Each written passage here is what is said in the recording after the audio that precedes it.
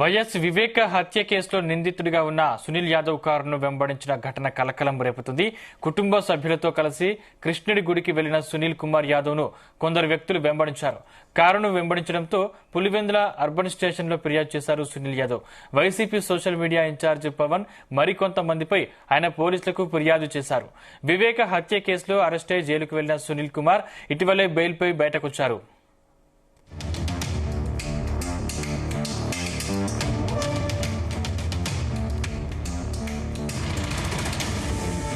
ఇదే అంశానికి సంబంధించిన మరింత సమాచారం మా ప్రతినిధి రామచంద్ర అందిస్తారు. రామచంద్ర.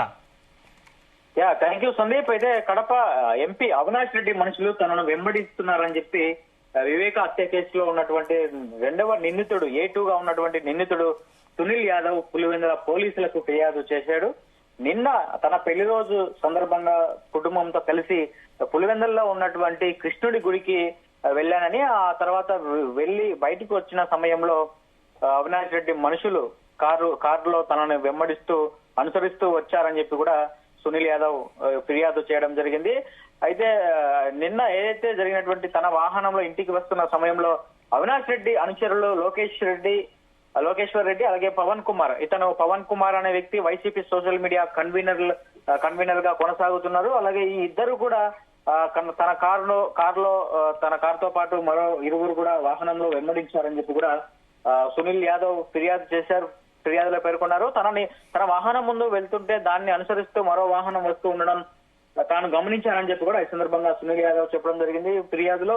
అయితే ఆ వాహనంలో అవినాష్ రెడ్డికి అత్యంత సన్నిహితంగా అవినాష్ రెడ్డి ఎక్కడికి వెళ్తే అక్కడికి వెళ్తున్నటువంటి లోకేశ్వర్ రెడ్డి అలాగే పవన్ కుమార్ లను కూడా గుర్తించినట్లు పోలీసులు కూడా ఈ సందర్భంగా చెప్పడం జరిగింది.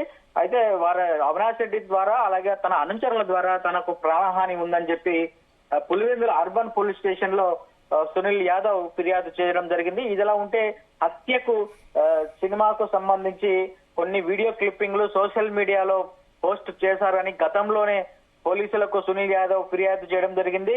ఆ సమయంలో పవన్ కుమార్ ను పోలీసులు అదుపులోకి తీసుకొని కేసు నమోదు చేసి విచారించారు. గతంలో కూడా తనకు ప్రాణహాని ఉందని చెప్పి పోలీసులకు సునీల్ యాదవ్ ఫిర్యాదు చేయడం జరిగింది. తాజాగా జరిగిన సంఘటన నేపథ్యంలో మరోసారి తనకు ప్రాణహాని ఉందని చెప్పి సునీల్ యాదవ్ ఫిర్యాదు చేశారు. ఈ నేపథ్యంలో పోలీసులు ఫిర్యాదును తీసుకొని నమోదు చేసి విచారణ చేస్తున్నట్లు చెప్తున్నారు పోలీసులు. మరి చూడాలి సునీల్ యాదవ్ సంబంధించినటువంటి అంశంలో పోలీసులు ఎలా ముందుకెళ్తారు. A1 గా ఉన్నటువంటి దస్తగిరి అప్రూవర్ గా ఇప్పటికే మారారు. తనకు 1+1 గన్మెన్లను ఇచ్చి ప్రభుత్వం సెక్యూరిటీ కూడా ఏర్పాటు చేయడం జరిగింది భద్రతా కారణాల నేపథ్యంలో. మరోసారి A2గా ఉన్నటువంటి సునీల్ యాదవ్ ఇటీవల బెయిల్ పొందారు. ఆ బెయిల్ పొందినప్పటి నుంచి బయట తను కార్యకలాపాలు చేస్తూ వస్తున్నారు. ఆ తర్వాత కొన్ని తనకు ఉన్నటువంటి బంధువుల దగ్గరికి అక్కడికి వెళ్తున్నారు. మరి ఈ నేపథ్యంలో అతనికి ఏమైనా పోలీసులు అవినాష్ రెడ్డి వారి నుంచి కావచ్చు, వైసీపీ వారి నుంచి కావచ్చు థ్రెట్ ఏమైనా ఉందా, ప్రాణహాని ఉండే అవకాశం ఉందా అన్న కోణంలో కూడా పోలీసులు విచారణ చేసి సునీల్ యాదవ్ కు పోలీసులు భద్రత నేపథ్యంలో భద్రత సందర్భంగా పోలీసులు గన్మెన్లను కూడా కేటాయించే అవకాశాలు ఉన్నాయని చెప్పి కూడా పోలీస్ వర్గాలు అయితే చెప్తున్నాయి. అయితే చూడాలి మరి పోలీసులు విచారణ చేసిన తర్వాత ఆ విచారణ రిపోర్ట్ ను ఎస్పీకి ఇస్తారు. ఎస్పీ తర్వాత అలాగే ఇంటెలిజెన్స్ వర్గాల నుంచి కూడా రిపోర్ట్ తెప్పించుకుని సునీల్ యాదవ్ కు ఏ మేరకు తనకు భద్రత ఉంది అలాగే ప్రాణహాని ఉండే అవకాశం ఏమైనా ఉందా అన్న అంశంలో కూడా పోలీసులు ఒక నిర్ణయం తీసుకునే అవకాశం అయితే కనిపిస్తోంది సందీప్. Thank you Ramachandra.